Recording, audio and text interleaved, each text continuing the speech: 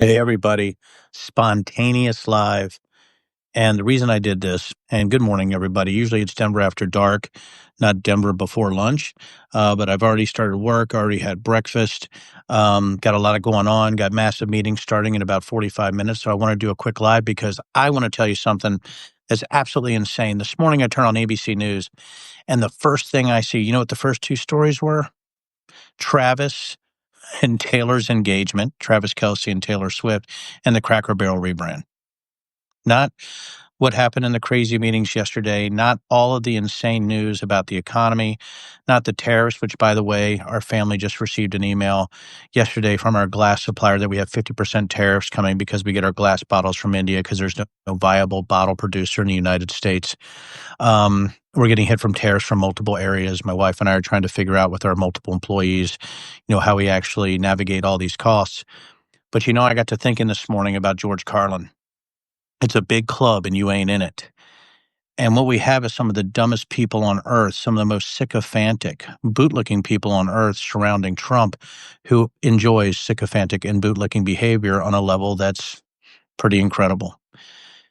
When you combine stupidity with the state ownership of means of production, state-owned enterprises like China, you start to get this bizarre thing where already most people aren't in the club. If you're talking about the 340 million people in the United States, 330 million aren't in the club.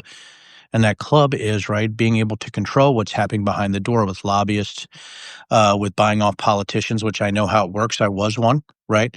So you have all these things that are happening right now, and we have a news and a media that are still talking about Cracker Barrel and Taylor Swift, while we have people like Doug Burgum talking about undersea drones being affected by windmills. Let that sink in yesterday.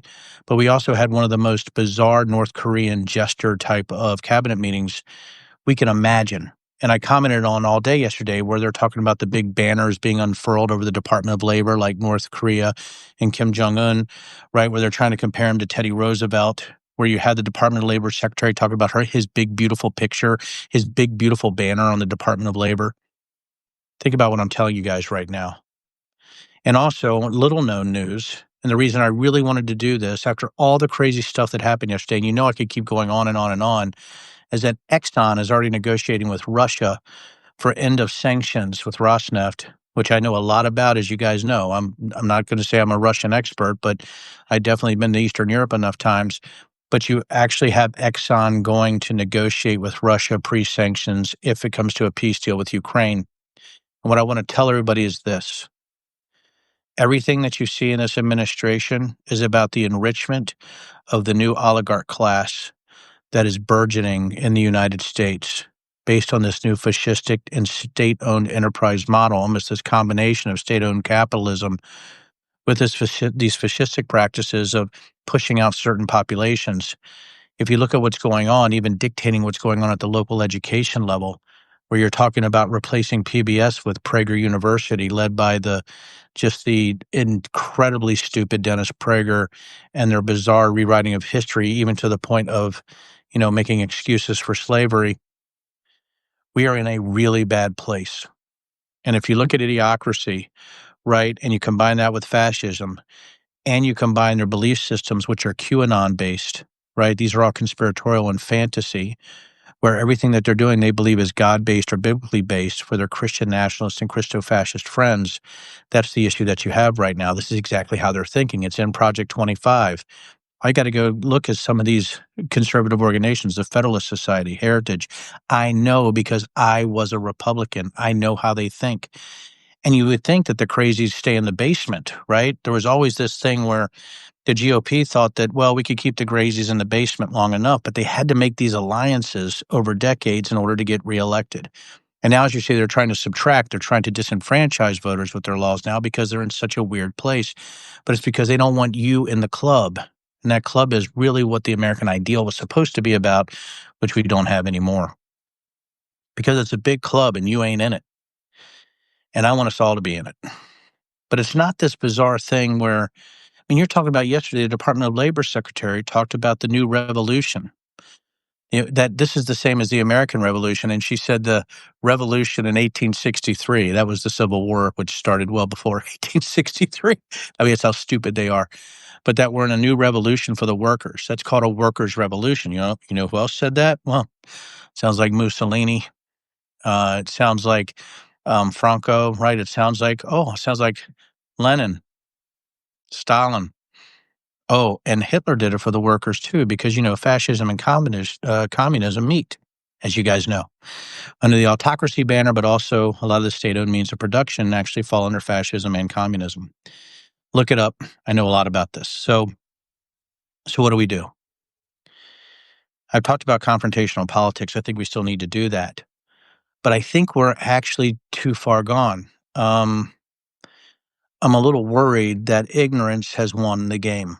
And it's not just, it's people following along with no sense of what's right or wrong, what the Constitution says, and a legislative branch like the Supreme Court, and the legislative branch like Congress, right? And you look at the judicial branch like the Supreme Court, and you're looking at, my God, they're just sort of following along whatever the dictator says. So, good morning. George Carlin and Taylor Swift and Cracker Barrel inspired me this morning to talk about how still QAnon and conspiracy theories and fantasy and this oligarchic class that only wants the wealth for themselves are winning.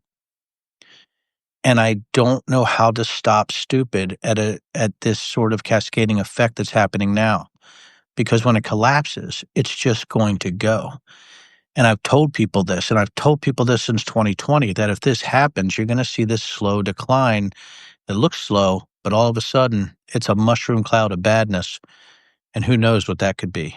Obviously, we have our courses of action we can all go into. Sorry, I know this stuff, right? It's frightening because I don't think people are paying attention to what our oligarchs are already negotiating with our enemies, and that Ukraine is screwed when it comes to this administration. That the Russian meeting, the meeting with Putin in Alaska, was a stage prop, just to give him some juice for like the Iranian bombings, which sadly very well executed by the military. But have we heard about that lately? No, everything is a prop for him to gain power and wealth. That's it, and his family and the people around him. There's a reason people are going along with it, because they can raid the U.S. Treasury, they can dictate laws in a way that makes them better, and they can hold companies hostage.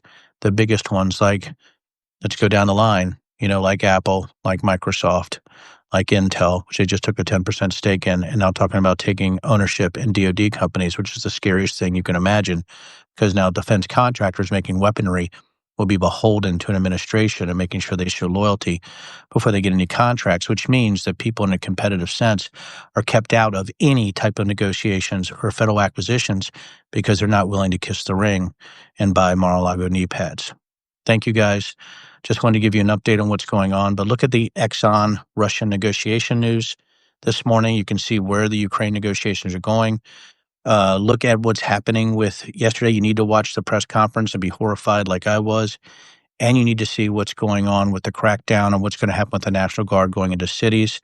And to remember that all of this is based on a Christian nationalist bent and the fact that they think God is telling them to do this and to go back to a time where all of us don't want to go.